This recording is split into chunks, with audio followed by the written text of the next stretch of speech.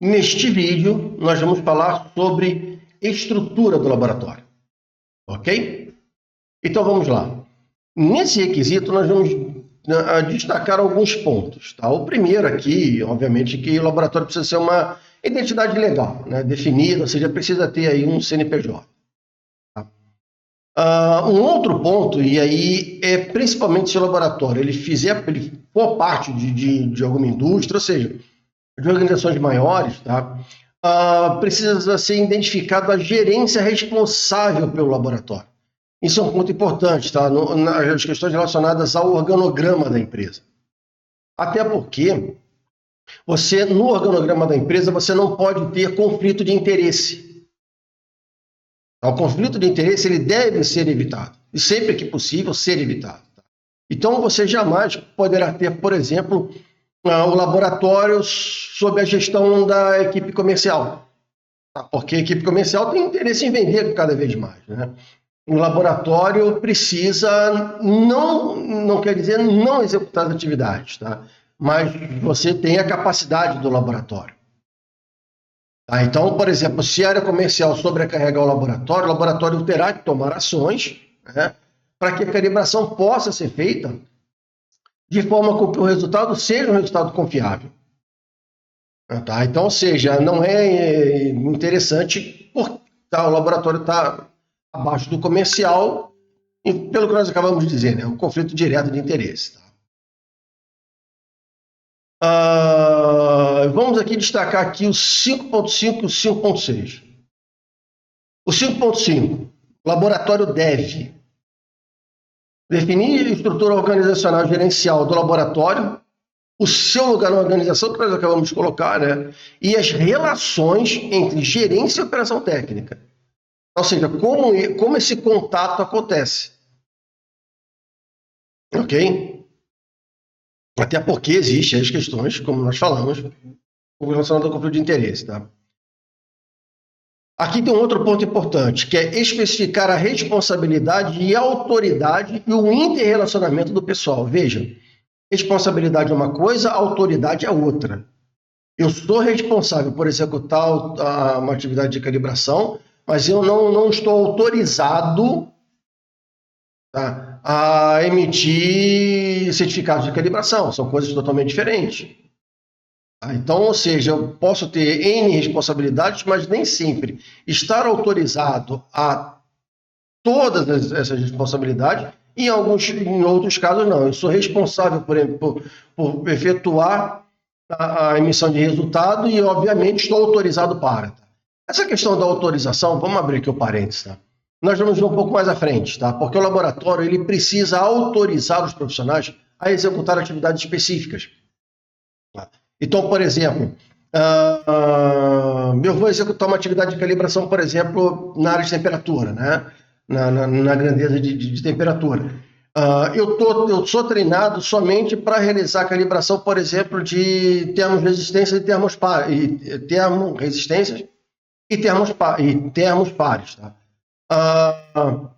Se o laboratório receber um termômetro de líquido em vidro, por exemplo, eu não estou autorizado a executar a calibração, então eu não posso realizar essa calibração. Tá? Então essa questão da autorização ela é importante na 17025, tá? Fechando aspas aqui, voltando ao ponto. Um outro ponto interessante, e aí a gente já começa a chamar atenção para alguns pontos na 17025, tá? Porque quando a 17025 fala deve, significa executa sem discussão. Mas em outros momentos não, isso é... Tá, o laboratório que vai decidir se vai documentar ou não. O registro tem que ter em todos os casos. Tá? Mas você ter um procedimento específico ou não, e já cabe ao laboratório definir, até em função da sua estrutura. Tá? Mas o item C do item 5.5, tá? O 5.5C diz que o laboratório deve documentar seus procedimentos na extensão necessária para assegurar a aplicação consistente de suas atividades. Tá? Então, ou seja, quais procedimentos serão desenvolvidos?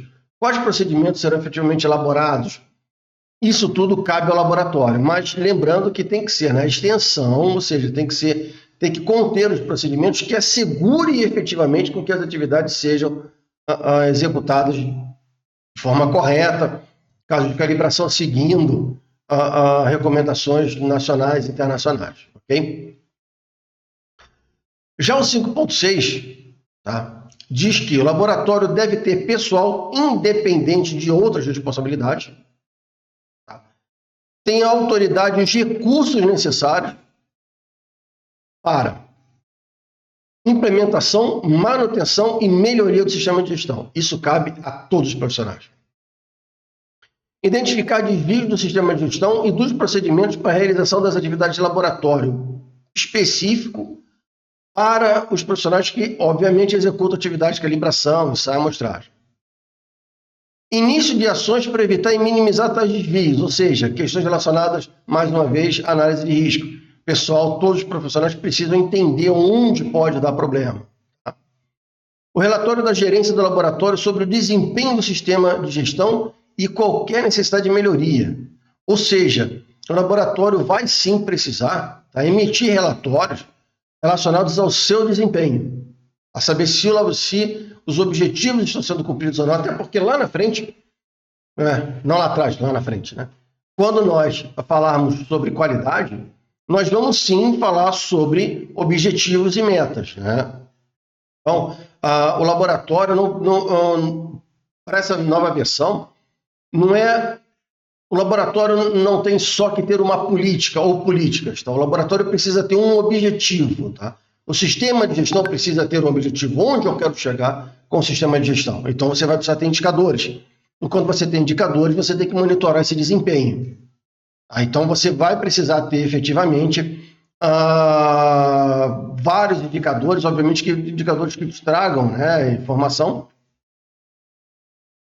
Não ter indicador por ter indicador, né? Isso é um problema quando você cria sistema de gestão. Qualquer indicador que você cria, ele efetivamente tem que trazer alguma informação pertinente, mas você vai ter que estar efetivamente monitorando todo esse processo, ok? E a gerência, tá? E você deve garantir a eficácia das atividades do laboratório. Então, o laboratório, mais uma vez, entra aqui um indicador, né, da eficiência do laboratório. Tá? Um outro requisito, que é o último, tá, que é o 5.7, tem 2 pontos aqui que são fundamentais. O primeiro, que haja comunicação a respeito da eficácia do laboratório. Então, ou seja, todos os profissionais, eles precisam ser informados de como o sistema está evoluindo, né, e para que lado ele está evoluindo. Então, se os objetivos estão sendo cumpridos ou não, se há esse cumprimento, quanto está sendo cumprido. Então, ou seja, se vai precisar ser feito algum alinhamento, né, alguma correção de rota, então isso tudo precisa ser efetivamente observado. E um outro ponto importante está relacionado à integridade do sistema. Tá? Então, por exemplo, se você tem um sistema de gestão onde você tem todos eles documentados, ou seja, arquivos, texto, planilha, enfim, e você passa a usar um software para isso, tá? Você tem uma mudança no teu sistema de gestão. Só que você não pode simplesmente mudar. Você precisa ter um planejamento dessa mudança, ok? Para que você possa garantir a integridade do teu sistema de gestão. Então, o teu sistema de gestão não pode simplesmente passar de um formato para um outro formato, sem que haja um planejamento garantindo com que todos os registros sejam preenchidos, sejam validados, enfim, com que todo um processo de validação e implantação seja efetivamente posto em prática para que você possa garantir com que o sistema ele não perca os objetivos ou que você perca qualquer tipo de informação. Ok? Nos vemos na próxima. Aguardo vocês lá no fórum. Grande abraço.